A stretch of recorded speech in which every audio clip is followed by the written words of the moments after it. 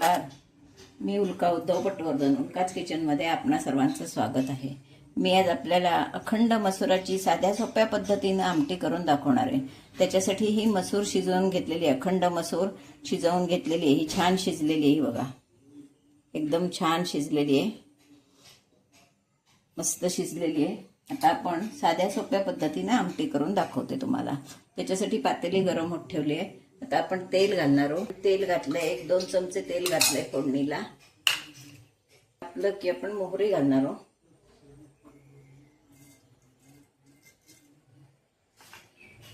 जिरं याच्यात चांगलं लागत नाही, जिरं घालणार नाहीये। जिरं हे काही ठिकाणी चांगलं लागतं, सगळ्या याला चांगलं लागत नाही। त्यानंतर आता मी याच्यावर कांदा घालणार आहे, बारीक चिरलेला। एक कांदा चिरून घेतलेला आहे, तो घालणार आहे। कांदा मसूर आमटी असं याला म्हणतात। ही आमटी खूप चवीला सुंदर अशी होते। यावर आता मी हळद घालून घेणार आहे, 1 चिमूट हिंग। आपण हे चांगलं कांदा परतून घेणार आहोत। कांदा व्यवस्थित अगदी परतून चांगला शिजवून घ्यायचा आहे तेलावर।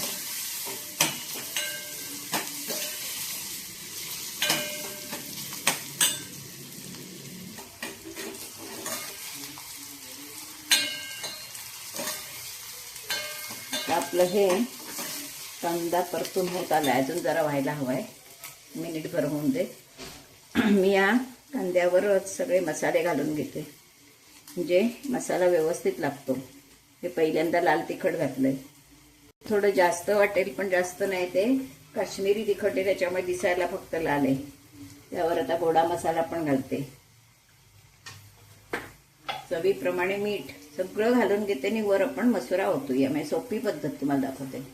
मीठ, थोडासा गूळ चवीला। ब्राह्मणी आमटी म्हटली की त्याच्यात गूळ हवा। थोडीशी चिंच किंवा आमसूल, काही आपल्याला जे हवं असेल ते घालावं। आता चिंच इथे हाताची होती, मी चिंच घातली, काही घातलं तरी चालतं। हा आपण कांदा चांगला परतून घेऊया, म्हणजे मसालाही आपला व्यवस्थित सगळीकडे लागतो। त्या कलरही सुंदर येतो असं केलं की।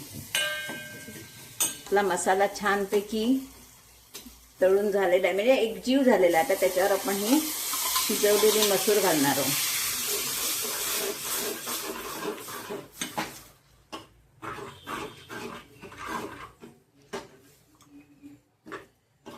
खोबरं घालायचं राहिलंय, तेही घालून टाकते।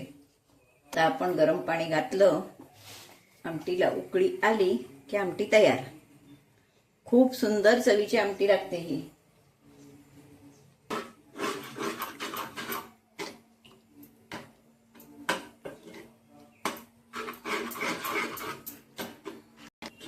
आपली आमटी ही सगळी एकजीव झालेली आहे।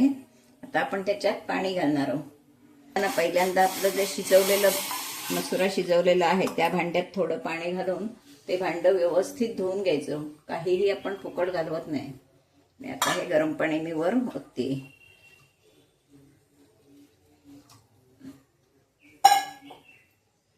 उकळी आली की आपली आमटी तयार। चांगली आटवून घ्यायची, आपल्याला हवी तशी। आमटी जितकी आटते तितकी ती चवीला छान होते। उकळी आली की आपली आमटी तयार होईल, 2 मिनिटं लागतील। आपली आमटी हे बघा कशी सुंदर उकळले, कलरही सुंदर आलाय, वास तर छान येतोच आहे। तुम्हालाही वाटेल आत्ता आपण इथे गरम आमटी भात जेवायला बसावं। नक्की अशी आमटी करून बघा, किती सोपी पद्धत दाखवली आहे, झटकन होणारी। अगदी कुकरवर, भाताच्या कुकरवर मसूर शिजत लावली की शिजून निघते। आमटीला तर अगदी 5 मिनिटं सुद्धा लागत नाहीत। कांदा खात नसतील त्यांनी कांदा घालू नये। याच्यात गरम मसाला हवा तर गरम मसालाही आपण घालू शकतो। विविध प्रकारांनी ही आमटी आपण करू शकतो। प्रत्येक गोष्टीला वेगळेपण असतं। बघा अशी आपली आमटी तयार आहे। कांदा मसूरची आमटी.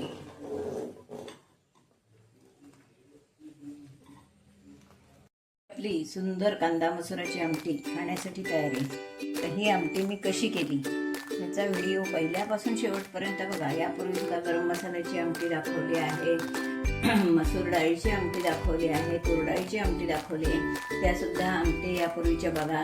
मी आमटीचे व्हिडिओ बघा, तुम्हाला आवडेल तो व्हिडिओ तुम्ही करून बघा, मग तुम्हाला समजेल कशी चव येते ती. आणि जर मला आवडल्या ह्या चवी तर नक्की मला कमेंट बॉक्समध्ये कळवा. या चवीची आमटी चांगली लागते, हे साहित्य घालून आमटी केलेली चांगली लागते असंही कळवा. धन्यवाद.